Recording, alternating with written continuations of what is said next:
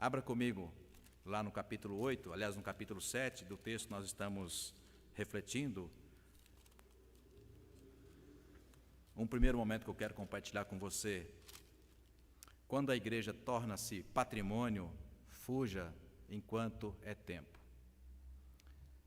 É o primeiro item que eu quero compartilhar com você do capítulo 7. Eu vou repetir. Quando a igreja, Regiane, se torna patrimônio, fuja dela enquanto é tempo. Fugir é ir embora mesmo. Vá embora. Procure outra igreja. Se não encontrar, continue com Deus. No texto de Amós ele fala, procure Deus na beira do rio. Vou dar o desafio para você, leia o livro todo, você vai ler numa sentada. Como a gente fez domingo passado com Colossenses, lembra? Foi um bilhete rápido. Esse é um bilhete um pouquinho maior, mas dá para você fazer em uma tarde. E por que ele diz isso? Fuja da igreja, fuja do templo. Porque ele diz, Deus vai julgar o templo. Nesse templo, hoje pela manhã nós lemos, esse templo lá de Amós, no caso de Jerusalém, fala, esse templo será destruído. No lugar onde aqui está a glória de vocês, vai nascer mato.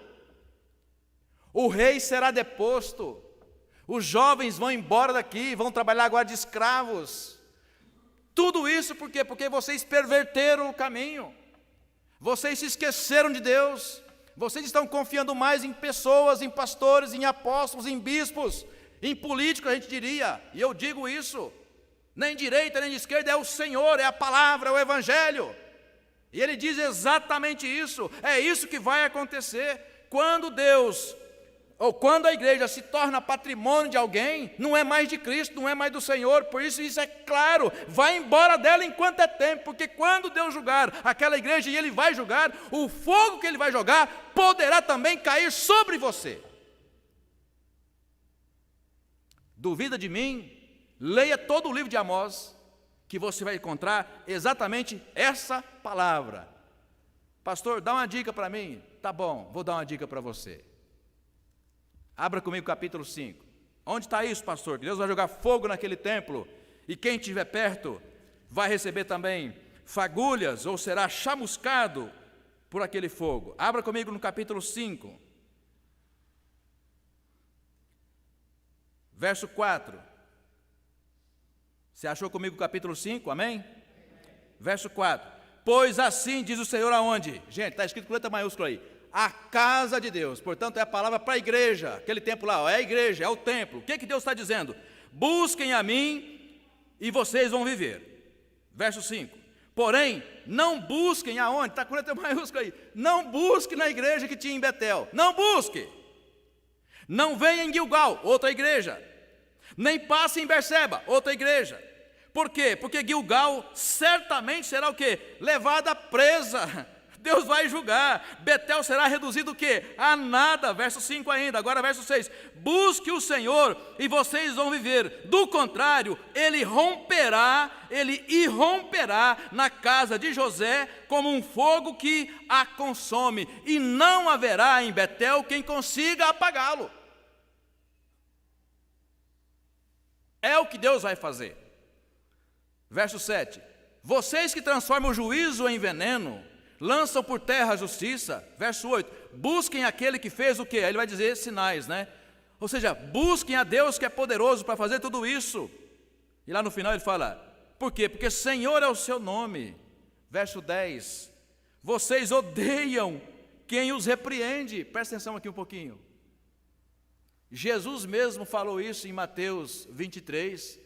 Todos os profetas, igreja, que Deus mandou para vocês, para exortar vocês, para ensinar vocês, ou vocês mataram, ou vocês apedrejaram, pelo amor de Deus. Diz o texto em Mateus 23, Lília, que Jesus chorou olhando para Jerusalém, ele olhou e chorou de decepção, de lamento, de tristeza, porque tantas vezes mandou o profeta, tentou alertar a igreja, e ela simplesmente se fazia o quê? Surda e cega. Aí chora Jesus de decepção.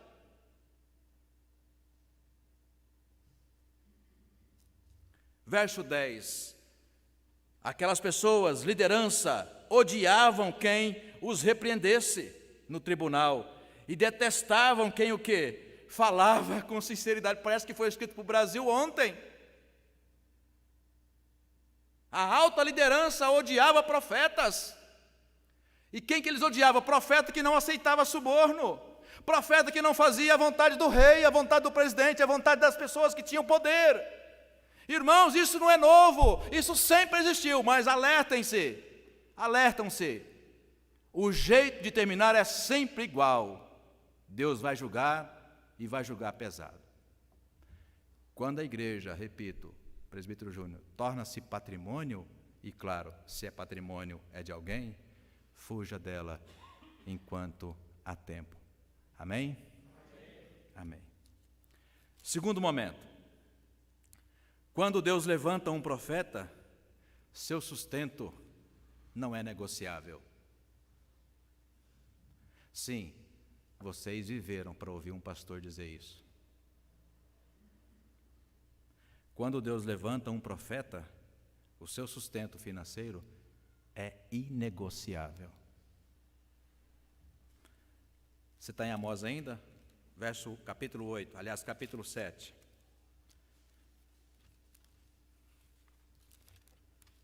No capítulo 7, onde está isso, pastor? Que é inegociável.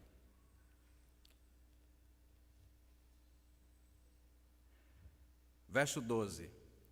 Depois Amazias, que era o pastor daquele templo em Jerusalém, disse assim para Amós: saia daqui, vidente, profeta, fuja para a sua terra e vá ganhar a sua vida por lá. Em Judá, você pode falar o que você quiser. Ou seja, se você, Amós, aqui é a interpretação minha, se você, Amós, quiser pregar aqui, se você quiser ser pastor aqui nesse templo, se você quiser ser pastor aqui nesse lugar, se você quiser pregar para o rei, para o presidente, a primeira coisa que você tem que fazer é negociar o seu salário, o seu sustento. Aqui, vou dar uma dica para você, Amazias falando, vamos pensar, um pastor experiente, Tila, orientando um pastor jovem. Ó menino, você que está começando agora, já vou te dar a dica, viu? Aqui nesse templo, aqui nesse púlpito, que é do rei, você conferiu comigo o verso 13.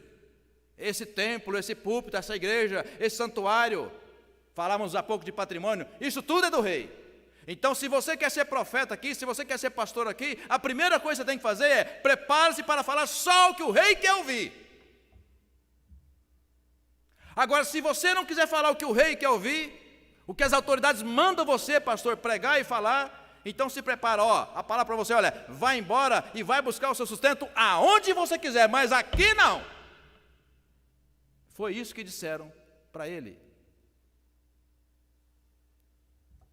No verso 12. Agora, o que é interessante, irmãos e irmãs, que um outro grande líder da igreja, que aprecio muito os textos dele, o apóstolo Paulo, passou pela mesma experiência, dona Débora. Tentaram calar Paulo. E por quê? Sabe por quê? Porque Paulo não aceitou suborno. Falava duro, exortava, pregava, escrevia, evangelizava, mas não aceitava suborno. Abra comigo 1 de Coríntios, capítulo 9. 1 de Coríntios, capítulo 9.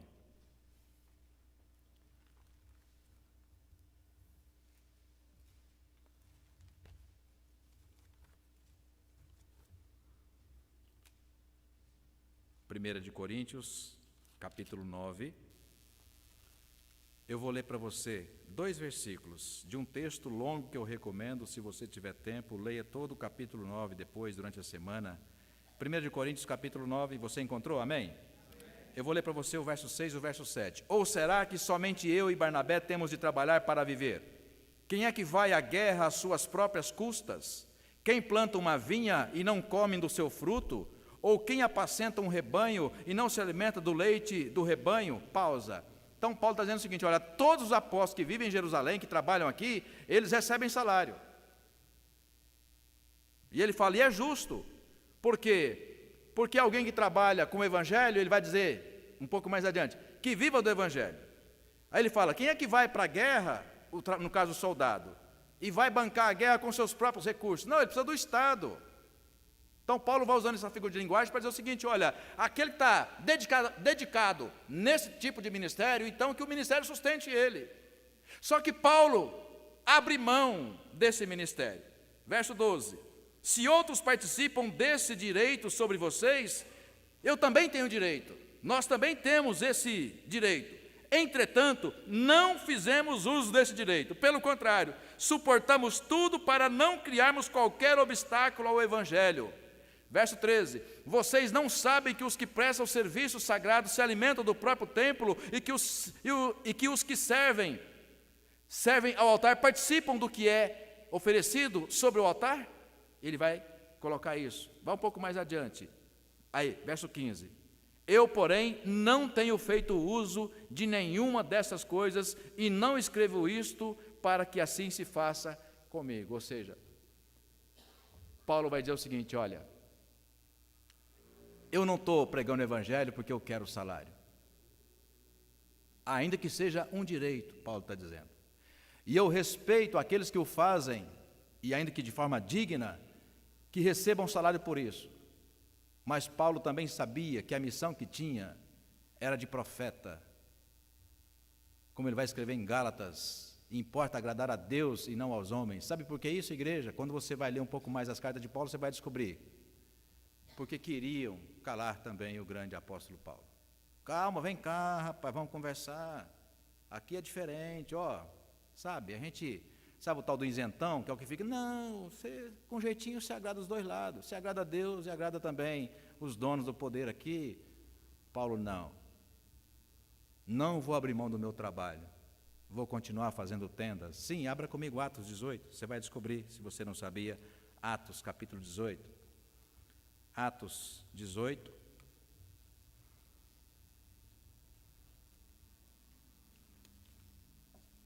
Olha que coisa linda a informação que está aí do verso 1. Atos, capítulo 18. Você encontrou? Amém? Depois disso, deixando Atenas, Paulo foi a Corinto. Lá encontrou um judeu chamado Áquila, natural do Ponto, recentemente chegado da Itália, com Priscila, sua mulher, porque o imperador Cláudio havia decretado que todos os judeus deviam sair de Roma. Paulo aproximou-se deles, e como tinham o mesmo ofício, o mesmo trabalho, a mesma tarefa, a mesma função, ou seja, a mesma profissão, passou a morar com eles e ali trabalhava. O ofício deles era o quê? O quê? Faziam tendas.